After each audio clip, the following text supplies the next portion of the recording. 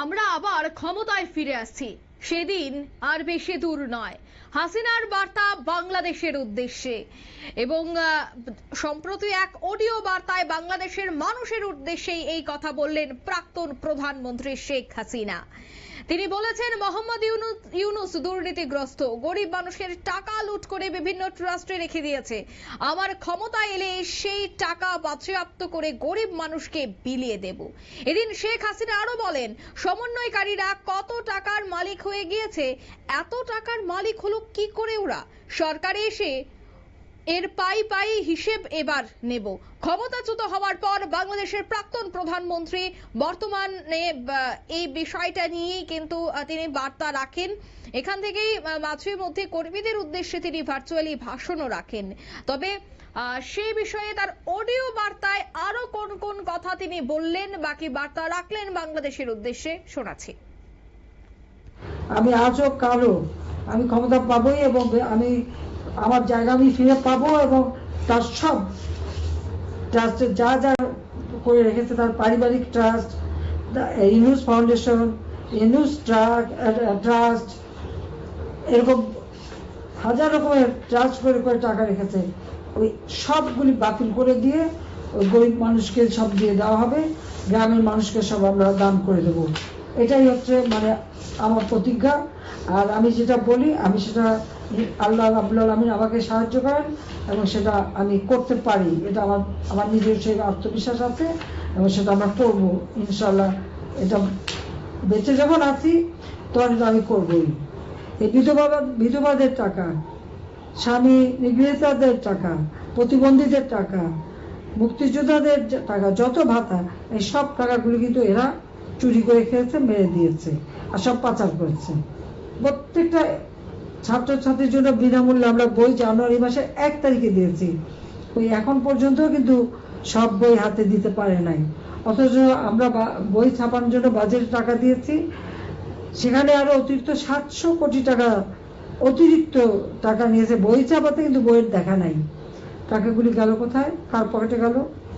তার বিরুদ্ধে তো দুর্নীতি দমন কমিশনের মামলা ছিল, সেই মামলা সে কন্টেস্ট করলো না। কারণ সে যদি এতই সৎ থাকবে তত কন্টেস্ট করা উচিত ছিল। আর এখন তার সাথে তাদের যে সমন্বয়কটা আছে, তারা কত টাকা মালিক, এর পাই হিসাব আমরা নেব। আর আল্লাহ যখন বাঁচিয়ে রেখেছে, আমি এটা বিশ্বাস করি যে যারা আমাদের জাতির শত্রু, গণশত্রু, জনগণের শত্রু, যারা এই দেশটাকে ধ্বংস করতে চায়, তাদের চেহারাটা আজকে সকলের কাছে একেবারে স্পষ্ট হয়ে গেছে। তাদের চেহারাটা উন্মুক্ত হয়ে গেছে। আল্লাহ বোধহয় এটাই চাচ্ছিলেন যে এরা ভিতরে ঘাপটি মেরে খালি তোমাদের ক্ষতি করতো, আজকে এদেরকে চিনে রাখো। কাজে আল্লাহ সেটা চিনিয়ে দিলেন। গরিবরে খাবার দেবে না, মানুষকে ভাতে মারবে, কৃষককে মারবে, শ্রমিকরে কাজ কেড়ে নেবে, শ্রমিকরে। আপনারা শুনলেন হাসিনার সেই অডিও বার্তা। তিনি বাংলাদেশের উদ্দেশ্যে সেই বার্তা রাখলেন। খুব দ্রুত ক্ষমতায় ফিরছে বললেন অডিও বার্তায় প্রাক্তন প্রধানমন্ত্রী শেখ হাসিনা। বিস্তারিত জানবো সেই বিষয়ে টেলিফোন লাইনে যুক্ত হয়ে গেছে প্রতিনিধি রাজীব দত্ত। রাজীব, আমরা বহুবার দেখেছি শেখ হাসিনা অডিও বার্তায় বাংলাদেশের বিভিন্ন ইস্যু নিয়ে তিনি কথা বলেছেন, বারবার ইউনূসকে তীব্র আক্রমণ করেছেন। এবারও দেখা গেল অডিও বার্তা, যেখানে তিনি বললেন যে খুব দ্রুত তিনি আবারও বাংলাদেশের ক্ষমতায় ফিরে আসছেন, সেই দিন আর দূর নয়। কি বলবে? প্রথমেই বলি যে শেখ হাসিনা যে বার্তাটা দিয়েছেন ঠিক বিমস্টেক সম্মেলনের আগেই, কয়েকদিন আগেই, অর্থাৎ আজকে কিন্তু যে মানে সম্মেলনের মঞ্চ থেকে আমরা দেখছি যে আজকে সেখানে মোহাম্মদ ইউনূস এবং প্রধানমন্ত্রী নরেন্দ্র মোদীর মধ্যে বৈঠক হয়ে গিয়েছে এবং তারা পরস্পর হাত মেলাচ্ছেন। দীর্ঘক্ষণ বৈঠক হয়েছে ইউনূসের সঙ্গে প্রধানমন্ত্রী মোদী। অর্থাৎ যে সময় বার্তাটা দিয়েছেন ঠিক মানে আগেই বার্তাটা দিয়েছেন, যে বিমস্টেকের সম্মেলনের আগেই কিন্তু বার্তাটা দিয়েছেন। এবং সেই সময় যখন বার্তাটা যখন ইতিমধ্যে আওয়ামী লীগের কাছে মানে কর্মীদের উদ্দেশ্যে দিয়েছেন, যখন বিমস্টেকের সম্মেলনে যোগ দিতে নরেন্দ্র মোদীও কিন্তু গেছেন ব্যাংককে, আর ইউনূসও গেছেন ব্যাংকক, এবং তাদের মধ্যে বৈঠকও হয়েছে। এবং খুব গুরুত্বপূর্ণ যে অনেকটা কনফিডেন্ট শেখ হাসিনা যে তিনি আবার ক্ষমতায় ফিরবেন, কারণ বাংলাদেশের যে অবস্থা তাতে অত্যন্ত খারাপ আইন শৃঙ্খলা বলে কিছু নেই, অর্থনৈতিক ব্যবস্থা ভেঙে পড়েছে। এবং এটা তো অঙ্কিতা দেখো, ওখানকার যে সমন্বয় ইউনূসের বিরুদ্ধে কিন্তু প্রতিবাদ আন্দোলন শুরু হয়ে গিয়েছে। শুধু আওয়ামী লীগ ছাড়ো, আওয়ামী লীগ তো এখন নেই ওখানে, তারা এক সক্রিয় অতটা নয়, কিন্তু বিএনপি তারা কিন্তু রাস্তায় নেমে ইউনূসের বিরুদ্ধে আন্দোলন করছে এবং সাধারণ মানুষ আন্দোলন করছে যে তারা ভোট চাইছেন, অর্থাৎ ডিসেম্বর মাসে তাদের মধ্যে তাদের ভোট করাতে হবে, নির্বাচিত সরকার তৈরি করতে হবে।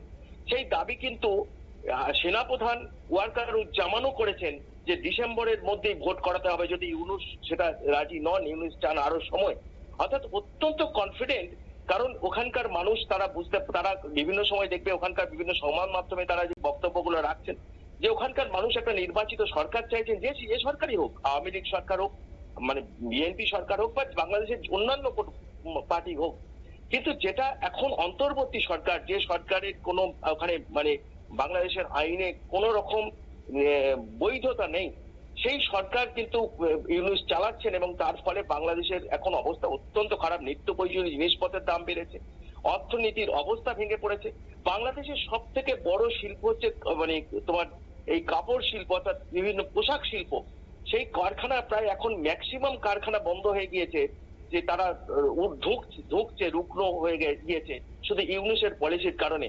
অর্থাৎ এই অবস্থায় দাঁড়িয়ে হাসিনাও বুঝতে পারছেন যে আগামী দিনে বাংলাদেশে কিন্তু নির্বাচন হলে তার দল, কারণ তিনিও তো বাংলাদেশের পালসটা পাচ্ছেন ওখান থেকে, যে তার দলকেই মানুষ চাইছে।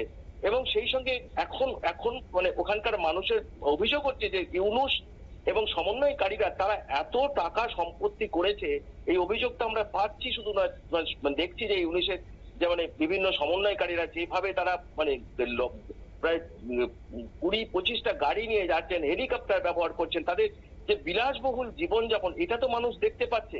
তাই কোথাও যেন বুঝতে পারছেন, হাসিনাও বুঝতে পারছেন যে বাংলাদেশের মানুষ এখন তাকেই আবার চাইছে। তাই তিনি আত্মবিশ্বাসী যে তিনি আবার এই সামনে নির্বাচনে তারা লড়বেন, তারা সরকারে আসবেন। এবং সেই সঙ্গে ইউনূসের বিরুদ্ধে যে অভিযোগ উঠেছে, তিনি অভিযোগ করেছেন যে ইউনূস টাকা আত্মসাৎ করেছে, গরিবের টাকা আত্মসাৎ করেছে। এবং তিনি দেখবে ওখানে বলছেন বিধবাদের টাকা, প্রতিবন্ধীদের টাকা, সেগুলো তিনি আত্মসাৎ করে বিভিন্ন ট্রাস্টে তিনি রেখেছেন। এই অভিযোগটা কিন্তু আগেও হয়েছে, যখন গ্রামীণ ব্যাংকের নিয়ে অভিযোগ উঠেছিল সেই সময় তদন্ত চলছিল। এই সরকার আছে, অন্তর্বর্তী সরকার আসার পর ইউনূসকে সেই তদন্ত থেকে মুক্ত করা হয়েছে।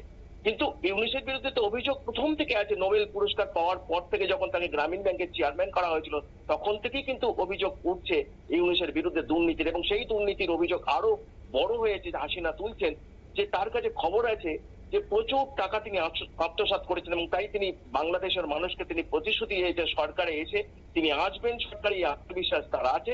এবং সেই এসে তিনি ট্রাস্টির টাকা, ইউনূসের যে ট্রাস্টি বিভিন্ন জায়গায় টাকা তিনি সরিয়ে রেখেছে, টাকা বাজেয়াপ্ত করবেন এবং সেই টাকা গরিব মানুষের মধ্যে বিলিয়ে দেবেন।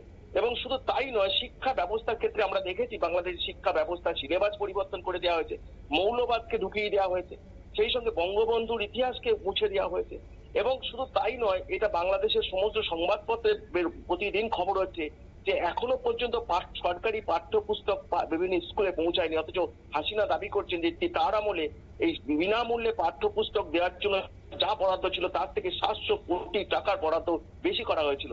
তাই তিনি বাংলাদেশের মানুষের উদ্দেশ্যে একটাই কথা বলেছেন যে আগামী দিনে সরকারে এসে যারা এই দেশকে এইভাবে অধঃপতনের দিকে নিয়ে গেছে, যারা দুর্নীতি করেছে, তাদের বিরুদ্ধে তদন্ত করবেন এবং পাই হিসেব দেবেন। অঙ্কিতা, ধন্যবাদ। অর্থাৎ হাসিনার যে অডিও বার্তা, সেই অডিও বার্তায় কিন্তু এবার দেখা গেল যে তিনি সরব হলেন এই একাধিক ইস্যুতে এবং সেই ইস্যুকে তিনি সামনে রেখে বললেন যে শিক্ষা ব্যবস্থা ভেঙে পড়েছে, বই খাতা দেওয়া হচ্ছে না বিদ্যালয়ে, তবে খুব দ্রুতই তিনি বাংলাদেশে ফিরে আসছেন, সে বার্তায় কিন্তু তিনি দিলেন। এবার দেখার বিষয় হাসিনার এই অডিও বার্তার পর ইউনূসের পক্ষ থেকে এই বিষয়টা নিয়ে কোনো ধরনের প্রতিক্রিয়া আসে কিনা। নিয়ে নিচ্ছে ছোট্ট একটি বিজ্ঞাপন বিরতি, সঙ্গে থাকুন।